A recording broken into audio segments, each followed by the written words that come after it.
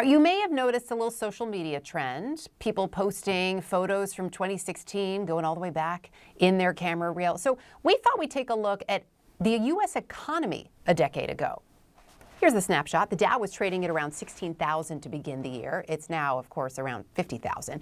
Inflation back in 2016, 2.1% in December of 2016. Of course, just last month it was 2.7% here. The average U.S. salary 10 years ago, roughly $43,000. Last year, closer to $63,000. So we thought we'd jump on the trend. Here's what we were up to back in 2016.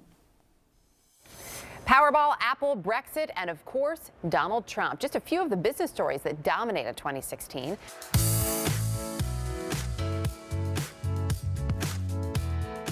President-elect Trump has vowed to overhaul the economy in his first 100 days in office. The orders are flooding in for Elon Musk's latest Tesla. We already had the Model S, then we got the Model X, now we have the Model 3. Pokemon Go, Nintendo's wildly popular game played on smartphones. It's only about a week old. In the state of California and the state of New York, well, they are planning to raise their minimum wage within the state to $15 an hour. After the initial success, Elizabeth Holmes and her medical tech company Theranos have been mired in controversy. This is the delights of Freddie Brexit camper van.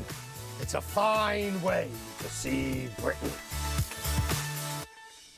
The Brexit camper van. Taylor Lorenz is a technology journalist and the founder of usermag.co, also the author of Extremely Online, The Untold Story of Fame, Influence, and Power on the Internet. It's great to have you with us. Can you tell me, as I'm seeing all of this, and I'm actually loving seeing everybody's pictures, but why 2016, Taylor? What is it about that year? 2016 was kind of this pivotal role in culture and the internet. I mean, some of what you were showing, it was sort of the last bastion of, this liberal, progressive internet and the beginning of the techlash, Donald Trump's election, and everything just feeling a lot worse. Brexit happened as well. So there was just a vibe shift that year. And I think a lot of people are really nostalgic for, the old kind of culture, our old political system, and our old internet.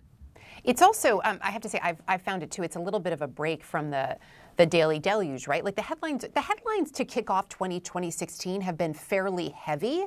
This also feels like it's a bit of a break. Yeah, I think that, in times of upheaval and crisis, we see people turn to nostalgia. Like this is a very well-known kind of phenomenon. And I think, as you said, it's been a rough start to 2026. It's brutal out there. There's a lot of bad stuff happening.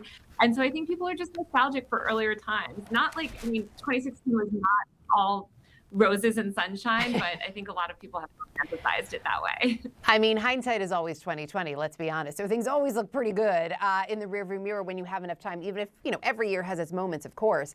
The fact that brands are starting to jump in on this, does that say that it's over, or are we going to see this continue? Unfortunately, I think brands will just continue to push it, but I do think we're seeing it kind of like peak in terms of virality. I think that over the past couple of weeks, it's been spreading. I think now news organizations are covering it. The brands are hopping on board. It's giving less cool to, some of the Gen Z youth maybe. Yeah, it was more of a Gen Z millennial thing. This Gen Xer may jump on board, which pretty much means it's probably over, as my teenage children would tell me. It's also fascinating, though, that the Instagram of 2016 is not the Instagram, of course, of 2026. I mean, there were, hello, algorithms. That's a big change.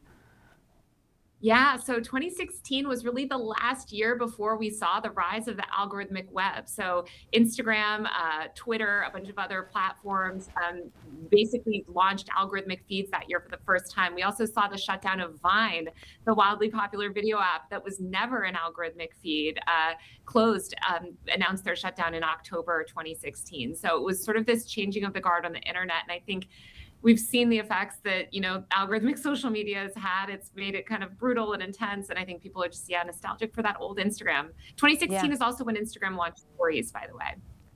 So life before Stories. So then we'd have to go back to 2015. Do you think there's another year that is ripe for this kind of movement online? That's a really good question. We've seen previous kind of nostalgia, like people are already very nostalgic for 2020.